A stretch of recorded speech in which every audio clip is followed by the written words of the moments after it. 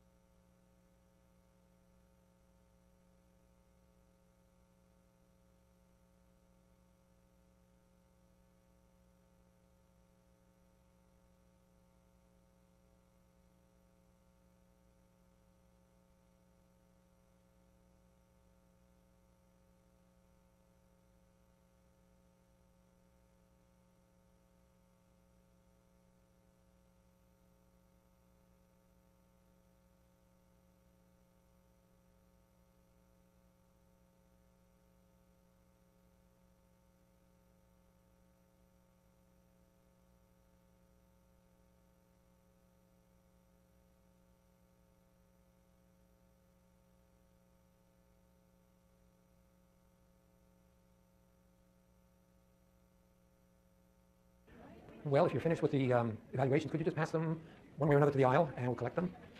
The other thing I need is a volunteer to actually bring them up to the office. I'm not allowed to touch them or see them until the I get to see them during the summer sometime. Okay. Would you collect them maybe on the way? Thank you. Could I get a volunteer to bring the whole package up to the Department 366 at the end of the lecture? Somebody come up later, maybe. Right, thank you. Thank you. Do I have them all? Oh, that's nice. Good. Fine, great. Thank you.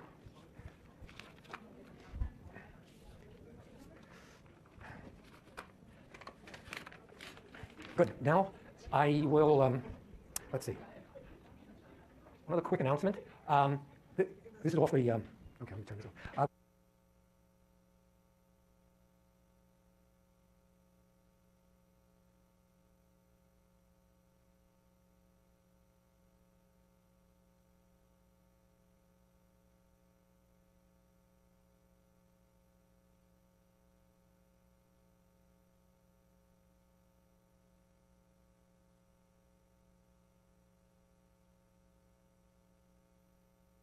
Part of the class, okay? You're welcome. Let me know by email or something before that, and that would be great.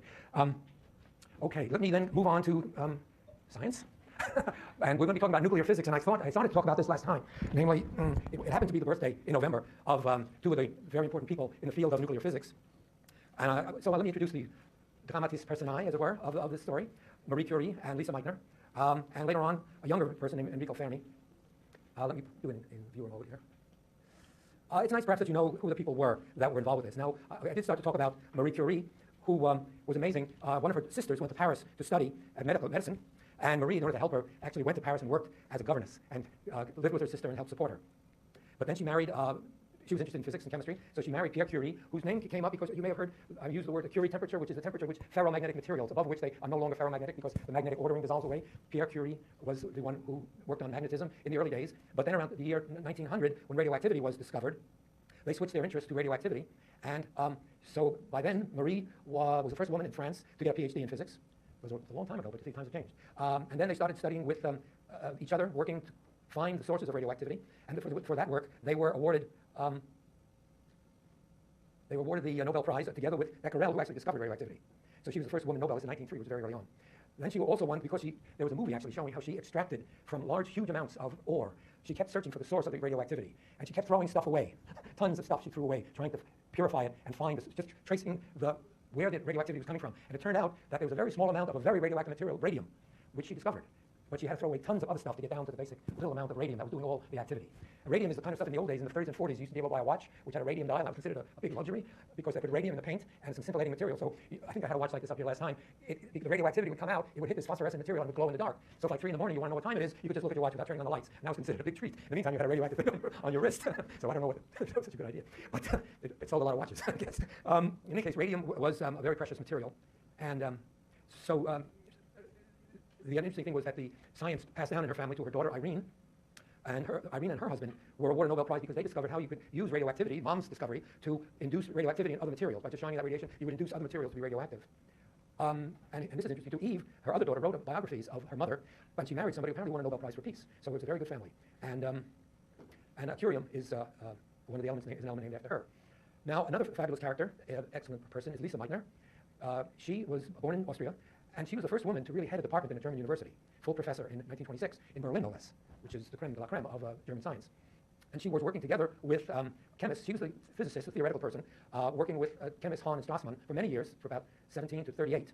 When Hitler came to power, she ducked it for a while because she said, well, I'm from Austria, not from Germany, so the laws that say a Jew can't hold a job in Germany in a government position, that doesn't apply to me, I'm Austrian. But in 1938, Hitler took over Austria, so she came under those racist laws, and so she had to get out, and she went to Sweden, and then I think she went to Denmark also, where she worked a little bit with Niels Bohr. But 1938 was a very crucial year for her, and it turned out that in 1939, her co-workers, Hahn and Strassmann, observed that when they bombarded uranium with neutrons, that they observed light elements, much lighter than uranium. And they sent that information to Lisa Meitner in Sweden.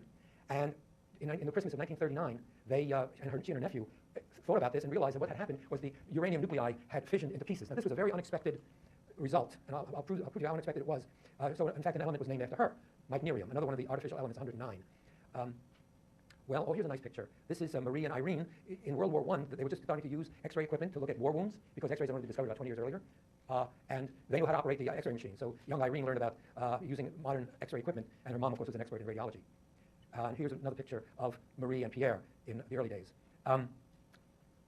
Interestingly, Marie lived to quite old age, despite the fact that she was handling radioactive material. I think she had burns on her hands, but she didn't get cancer, and she lived to be about 80, I think. And very surprising, because a lot of the other people who worked with radioactivity in those years, for example, this man, Enrico Fermi, he died at 53 of cancer. And his story was that he was a brilliant theoretician, but he also started an experimental group in Rome.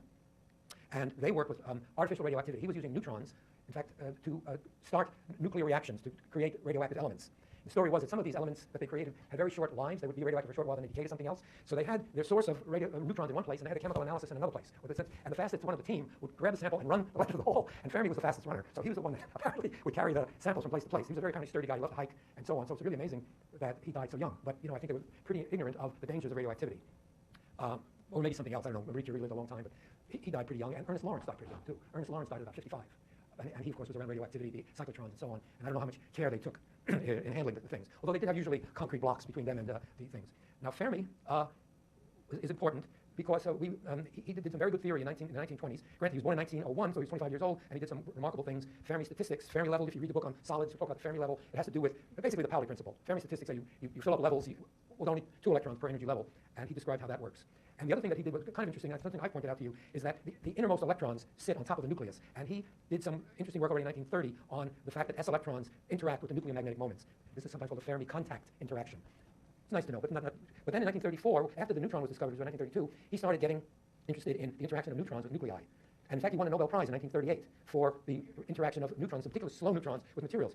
And the story with him, the political and social story, is that he went to Sweden to collect his Nobel Prize in December of 1938, but in November of 1938 was so-called Kristallnacht in Germany, where the Germans beat up the Jews. And so he never left. He never went back to Italy because the fascists had taken over. And but he went to the United States, to Columbia actually, New York, and followed his studies in the interaction of neutrons. So to show you how unique this discovery of fission was, this is Fermi's Nobel Prize address. He says, both your thorium and uranium emit spontaneously alpha particles, which you can tell what they are, blah, blah, blah. Okay, well, that's good stuff. Elements show rather strong induced activity when bombarded with neutrons. Okay, there are several active bodies, several decay products, and we've been attempting since the spring of 34, now this is 38, to isolate chemically the carriers of these activities, with the result that the carriers of activities are either, they're not uranium itself, nor elements lighter than uranium down to atomic number 86. So he looked for your split, if the uranium is changing to something else, and he looked down from 92 to 86. He didn't look as low as, say, 50. But if uranium is going to split into 2 roughly equal pieces, it's element 92, divide 92 by 2, you get 46. So the elements that it was splitting into were not as low as 86, they were as low as about 50. And apparently they didn't look there. Hahn and Strassmann looked for light elements. And they told that to Lisa Meitner, look, we're finding light elements like barium and krypton and things like that. What's going on? So Fermi's team missed it, but he got the Nobel Prize anyhow. He did a lot of good work, mind you, but he missed fission. Apparently, according to this thing, they went down as 86. So we concluded that the carriers were one or more elements of atomic number larger than 92. That somehow the neutrons were going in there and making heavier elements. He didn't realize what was happening is I was splitting in 2 and going below where he was looking. So he missed it. So he thought he was creating elements 93, 94, which he called 93 ausenium and hesperium. No, it wasn't either of those. Later on, the people here at Berkeley discovered 93 and 94 and proved that they were 90, which we call neptunium and plutonium on 93 and 94. So that was done here, and they did the chemistry right. Seaborg and other people here, Segre, one of Fermi's students, did that. But these guys got it wrong, I'm afraid. So the point is that uranium was splitting into much lower mass elements, like barium, where apparently they didn't look because such a surprise. In fact, it was a terrific surprise when this came about. So with that in mind, Lisa Meitner, when she heard about the results, she got it right. And she said what's probably happening is that this extra neutron was coming into the uranium, and it was causing the uranium to split into roughly 2 equal pieces. And she calculated, for example, if let's say they divide into equal pieces, 46 and 46 out of the uranium 92, 46 plus charges, then you have two charges or 46 protons in 2 atoms very close to each other, probably just about like this. So they're going to repel each other like crazy. So she calculated, or she suggested that you calculate how fast would they be going when they push each other apart with that Coulomb interaction. Because there's a certain potential energy here, but no speed. But if they push apart, you get rid of the potential energy, you create kinetic energy. You should have, she calculated